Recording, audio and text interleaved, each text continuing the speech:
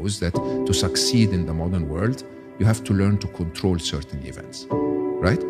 So you start to believe that the way to succeed in life is to control everything. But the truth is, even if you go down to the basics of physics, that we never are in control.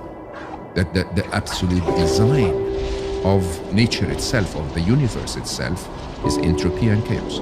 If you live your life through the illusion of control, good luck finding happiness. It's like a happy person wants 10,000 things. A sick person just wants one thing, right? So it's your unlimited desires that are clouding your peace, your happiness. Have desires. You're a biological creature that stands up and says, I can do something. I move, I resist, I live.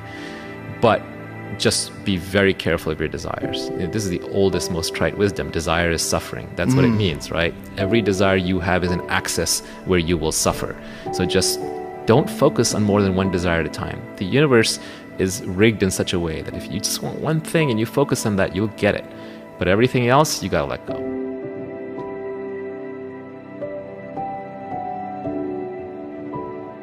Detachment doesn't mean that you own nothing. Detachment means that nothing owns you.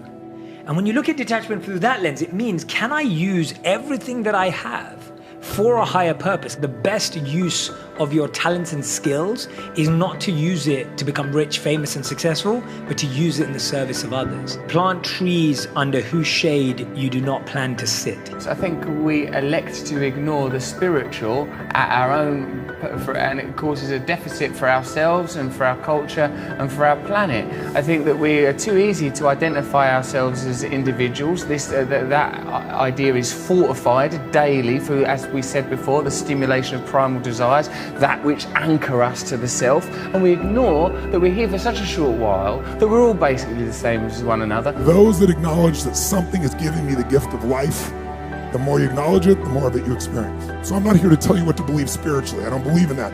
I believe you got to figure out what you believe and live it. I'm not talking about what you believe in God. I'm talking about your experience of that which is all life, which is divine and universal.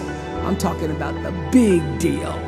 My belief is, while there might be an essential distinction between you and I, that you are some very particular expression of the whole and the divine, as everyone is, that we are all somehow in continual communion with something that's bigger than us, bigger than this. How could it not be? How could our little minds understand all reality? How could this be all that there is? The thing that matters are others. Way beyond yourself. Self goes away. Ego, bye-bye. Realize there are a lot of amazing people out there to be grateful for. And a loving God. And that, other than that, good luck. One of the fundamental principles of Buddhism is that life is suffering and that attachment makes it worse. And, well, it isn't precisely attachment. It's attachment to things such that you cannot release the things when it's time to let them go. We've been taught that freedom is freedom to pursue our desires, but true freedom is freedom from our desires. Yes. You must die to be reborn. It means you must be willing to let go of your personal self, of your psychological self, of the complaining voice. Your identity. All that. Your image, your blah, blah, blah, all that. In order to be who you are, you must be willing to let go of who you think you are. And it starts with gratitude. You know, living a life where you count your blessings more than you think about what you don't have. From the moment we're born, we're immersed in a machine that is designed to get us to neglect what is important about life, right? None of your listeners will lie on their deathbeds and think about all the shit they bought and all the likes they got on Instagram. They'll think about moments of meaning and connection. That's like a banal, obvious thing. But we're constantly pushed to not think in those terms, to think about show it off, buy, spend, right? These junk values have taken over our minds. I dropped the whole trying to be something for somebody a long time ago. So I pretty much walk through the world, except when I want to be funny or I want to do something outrageous, you know, kind of tip the boat. You know, I don't have any trouble being myself, and I don't have any trouble saying no when I mean no. I don't feel there is a, you know, pressing responsibility to please everyone. I'm not unkind to people. I love people. I would much prefer saying hello and who are you and what are you doing today? You know, sometimes we find ourselves looking in broken mirrors to get a reflection of ourselves, right?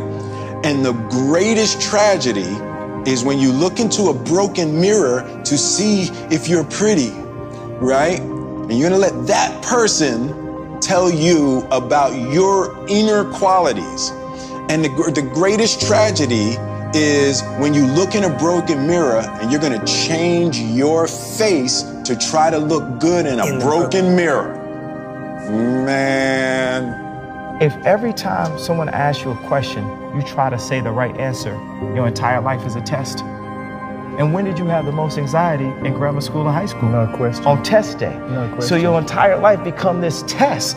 I ain't trying to say the right answer. I am just doing what I feel. My mama said trying is failing. There is no ifs, woulds, coulds, shoulds. It just is, and we just are. And it is so. It all matters so much, and it doesn't matter. And how do you reconcile those two things? Well, you fucking laugh about it. And you play the game as if it matters full out, like you would a pickup basketball game, like it fucking matters. When you shift the paradigm of whatever it is you choose to do to service, and you bring significance to that, success will, I promise you, follow you.